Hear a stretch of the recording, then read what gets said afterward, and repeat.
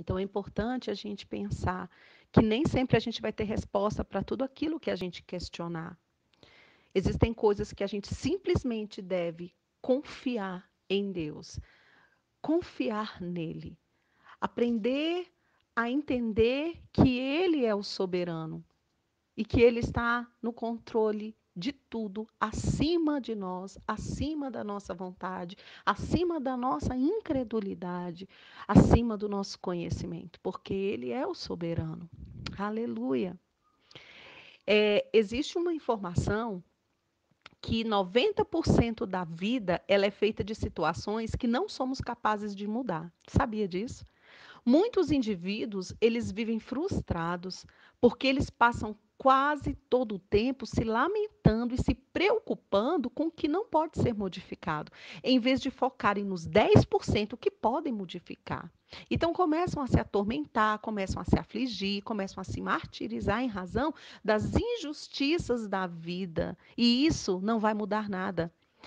Talvez a única coisa que vai mudar vai ser a sua pressão arterial, vai ser a sua saúde mental. Isso é uma armadilha eficaz que o inimigo pode planejar para induzir, para trazer uma doença a esse tipo de gente. Então, algumas pessoas, elas são obcecadas por controle. Elas têm a necessidade de manter sob o seu controle cada aspecto do seu cotidiano e das pessoas também que a cercam. Todo mundo conhece alguém assim. Então, tem chefes que são assim, pai, mãe, filhos, esposas, líderes espirituais. E a maioria de nós já testemunhou ou sofreu com os efeitos devastadores de uma personalidade dominadora da vida dos outros. Então, no final das contas, nenhuma de nós pode manter sob controle as atitudes das outras pessoas, nem mesmo daquelas que estão mais próximas de nós. E quando a gente começar a entender isso, a nossa vida vai ficar mais leve. Nós podemos ensiná-las o quê? Os nossos valores, nós podemos deixá-las conhecer as nossas vontades, até mesmo orientá-las segundo o nosso ponto de vista. Mas, no fim, elas sempre escolherão os próprios caminhos e assumirão a responsabilidade por suas escolhas. As colheitas são pessoais. Então, todos nós fazemos o mesmo. Imagine que seu cônjuge, o seu cônjuge não, imagine que um marido deixou a sua esposa. Então, ela pode implorar, ela pode chorar, negociar, prometer coisas, orar, mas se a outra parte estiver realmente determinada, não há nada que se possa fazer. E se se um dos filhos dessa mulher estiver usando drogas, ela pode conversar, brigar com ele, castigá-lo, ela pode pregar, mas ela não tem o controle das decisões que ele toma. Então nós precisamos fazer o que com isso? Encarar os fatos e aprender a confiar em Deus, aprender que a oração é uma semeadura e que às vezes a gente não colhe na hora que a gente quer colher, porque toda semeadura tem um tempo do seu plantio, tem um tempo, tem uma estação que tem que ser respeitada. E as decisões, elas são pessoais, e é por isso que Deus, ele trouxe o livre-arbítrio ao homem. Então, nem Deus interfere na vontade do homem. Deus, ele trabalha, o Espírito Santo fala, ele traz sonhos, ele traz revelações, mas ele não obriga ninguém a nada. Sabe por quê, minha querida? Porque através do nosso livre-arbítrio é que nós glorificamos o nosso Deus, é que podemos trazer glória ao nosso Deus, através da nossa própria vontade, porque nós não somos robôs, nós não somos máquinas obrigadas a adorá-lo. Nós fazemos, porque a adoração não é só aquele momento do louvor, a adoração ela é contínua, ela é cumprindo princípios de Deus todos os dias. Então, é por isso que nós precisamos do livre-arbítrio, para que a nossa adoração seja real, para que a nossa adoração seja sincera. Amém? Então, nós precisamos entender que há situações na vida que a gente não consegue controlar, e não importa o quanto a gente queira fazer isso. Se você estiver em cima dos trilhos de um trem e este vier em sua direção em alta velocidade, você tem duas opções. Ou você sai da linha ou você é atropelada. A vida é assim algumas vezes. Existem situações que elas se apresentam de tal forma que a gente não pode detê-las. Então, é dessa forma que a gente deve aprender a gerenciar os fatos de modo que eles simplesmente sejam sucedidos por outros. Então, tentar ficar no caminho e deter tal circunstância é a mesma coisa que esperar na linha do trem e tentar pará-lo apenas com a mão levantada.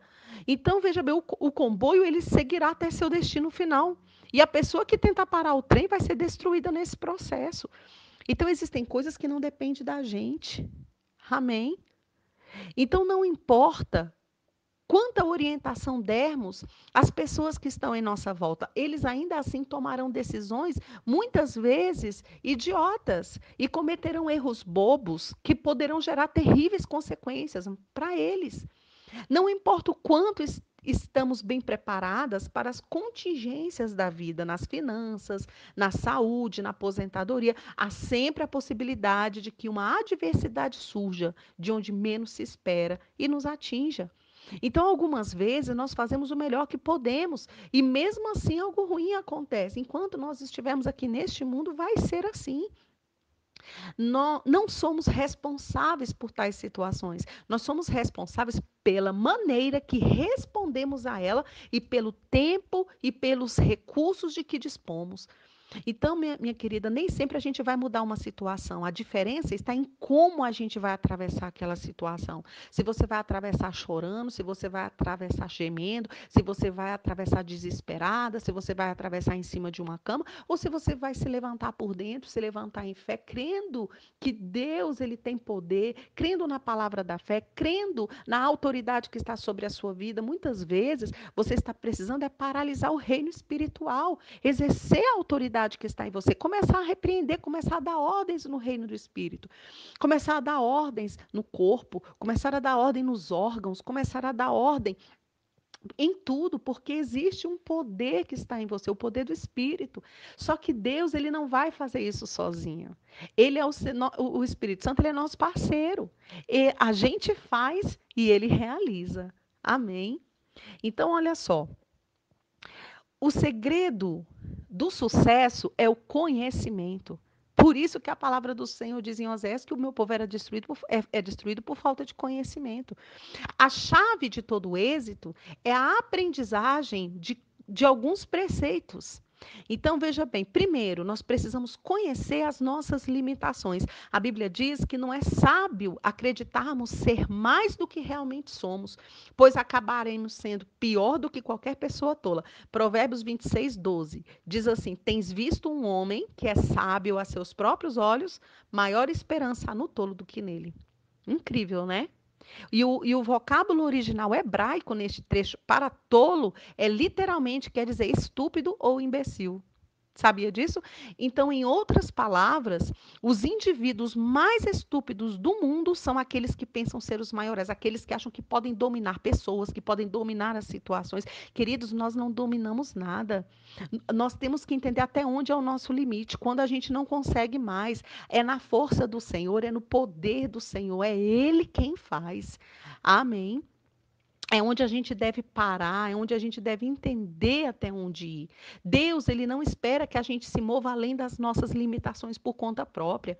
É quando a gente tenta resolver coisas, circunstâncias pela gente mesma. E quando a gente começa a tentar resolver, Deus sai de cena. Então, para tudo o que nos quer exigir, ele nos capacitará na realização. Mesmo que pareça impossível de nosso ponto de vista, Deus ele pode te dar estratégias, Deus ele pode te dar revelações. Então, quando a gente conta com ele, as coisas mudam, as nossas ações são diferentes. Existem questões que ele vai simplesmente falar, essa doença que se instalou é porque você não sabe amar. E a ordem de Jesus, o único mandamento que prevalece é o que amar uns aos outros como amai-vos uns aos outros como eu vos tenho amado. E a falta de amor, ela resulta o quê? Na falta de perdão. E talvez muitas das doenças que temos sido acometidas é porque não temos perdoado. E às vezes é algo simples. Amém. Então, para Deus, nada é impossível. Lucas 1,37 fala isso também. Conhecer as nossas limitações nos liberta para andarmos e vivermos na infinita capacidade de Deus. Só assim nós poderemos fazer o impossível. Não é na nossa capacidade, é na capacidade dele. Amém. Segundo, nós devemos saber quais são as nossas responsabilidades. Cada um é responsável pela decisão que toma todos os dias. Muitas pessoas gostam de jogar a culpa nas outras, sabia? E se recusam a aceitar as consequências de suas próprias escolhas. Em vez disso, colocam o quê? No papel de vítima de situação, se vitimizam. Né? E esse jogo, ele aconteceu desde o Éden, quando Adão e Eva puseram a culpa um no outro por causa da desobediência a Deus. E isso a gente continua fazendo. Ah, eu só estou assim porque fulano está agindo assim. Queridas, assuma que ninguém tem o controle da sua vida a não ser você mesma. Amém. Então, nós não podemos responsabilizar ninguém a não ser a nós mesmas, pelas atitudes que tomamos e suas consequências. Não somos apenas responsáveis pelas nossas resoluções, mas também pela forma como respondemos às adversidades que a vida nos traz. Terceiro, nós temos que saber pelo que somos, pelo que a gente é responsável. Então, este ponto ele é tão importante como o que foi citado agora há pouco. Da mesma forma que nós somos responsáveis por algumas circunstâncias e não somos por outras. Isso quer dizer que, embora a gente assuma a responsabilidade por nossas atitudes, nós não respondemos pelas ações dos outros. O nosso livre-arbítrio diz respeito apenas a nós, mas não dos outros. Então, mudo eu. Ainda que o outro não mude, faça eu, ainda que o outro não faça. Amém. Jesus Cristo, ele morreu na cruz, foi por todos. Ele deu livremente a sua vida pela humanidade, ele derramou seu sangue a fim de que pudéssemos ser perdoados de nossos pecados e nos tornássemos cidadão do reino do seu Pai. Então, depois ele se levantou dos mortos como uma garantia de que todos os que se voltassem para ele receberiam a vida eterna. Cristo fez tudo isso, mas mesmo assim, ele não pode nos salvar sem o nosso consentimento. Ele conhece essa limitação. Então, violar o nosso livre-arbítrio é uma linha que Jesus ele não ultrapassa. Quanto mais nós vamos ultrapassar esse livre-arbítrio na vida de outras pessoas. Então, em suma, há coisas pelas quais não somos responsáveis. E é importante que você entenda isso, que você não é responsável pelas coisas que o seu próximo talvez esteja fazendo. Quarto, precisamos ter a consciência do que nós não podemos fazer. Basicamente, este preceito resume os outros três.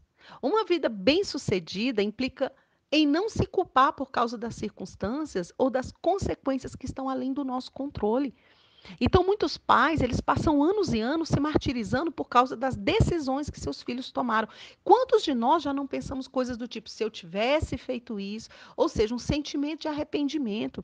Então, frequentemente, nós raciocinamos dessa forma a respeito de situações que não poderiam ter sido modificadas no passado e tampouco no presente. Então, é aí que Satanás ele entra como um acusador, trazendo acusações para que a gente se sinta culpado e para que a gente fique o quê? Aprisionado. E isso traz doenças, isso traz enfermidades na alma. E essa não é uma boa maneira da gente viver. Nós não podemos nos culpar por coisas que estão além do nosso alcance. A satisfação e o sucesso na nossa vida vem quando nós entendemos que há atitudes que não podemos tomar. O maior ponto de fraqueza de um indivíduo é quando ele chega ao muro de sua limitação. Amém. Aleluia. Eu tenho certeza de que a humanidade, ela foi criada e moldada para viver esse princípio essencial que é chamado de fé, que é a crença no que não pode ser visto e a esperança sobre o desconhecido que alegra o ser humano. O nosso Criador, o nosso Pai, ele espera uma grande fé das pessoas que criou a sua imagem. E toda vez que ele vê essas características, isso fortalece cada vez mais a nossa fé. Amém, amada? Fique com essa palavra. Esse é um princípio para iniciar fé na sua vida. para que você entenda o caminho da fé. Esse é o início do caminhar com Deus. Esse é o início do caminhar em fé. E quando eu te peço que você não somente escute, ouça novamente essa mensagem. E quando você ouvir, coloque em prática. Eu vou falar mais uma vez, isso eu estou citando muito e eu vou repetir mais uma vez. Todas as vezes que a gente ouve uma palavra, isso é cientificamente comprovado. Todas as vezes que a gente ouve algo e a gente só escuta, aquilo não passa de uma informação. E essa informação, ela só tem a capacidade de mudar 5% da nossa vida. Mas quando a gente ouve e a gente começa a prestar atenção em detalhes da palavra, e a gente começa a esboçar, e eu vou fazer isso, a minha atitude agora vai ser essa, e a gente começa a trazer práticas na nossa vida, conduzidas pelo que nós ouvimos, conduzida pelas informações que chegaram, aí nós temos a chance de mudar mais de 90% da nossa vida. Então, pratique. Veja o que tem que ser refeito na sua vida. Que haja mudanças no seu comportamento. Que essa palavra, ela traga alguma mudança no seu comportamento.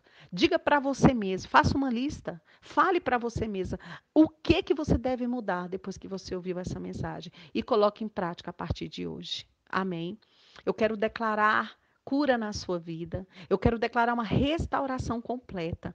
O mesmo Deus que forneceu para você a bênção da prosperidade, ele forneceu a bênção da saúde. O nosso Deus, ele é um Deus pleno, são todas as sortes de bênção, é toda a sorte de bênção que nós herdamos como cordeiros com Cristo, conforme está registrado na palavra. Então, eu declaro essas bênçãos correndo atrás de você. Eu declaro saúde para o seu corpo, porque a palavra de Deus, ela é vida para quem as acha, e ela é saúde para o nosso corpo. E eu declaro essa saúde, essa palavra trazendo saúde para o seu corpo. Em nome de Jesus. Amém.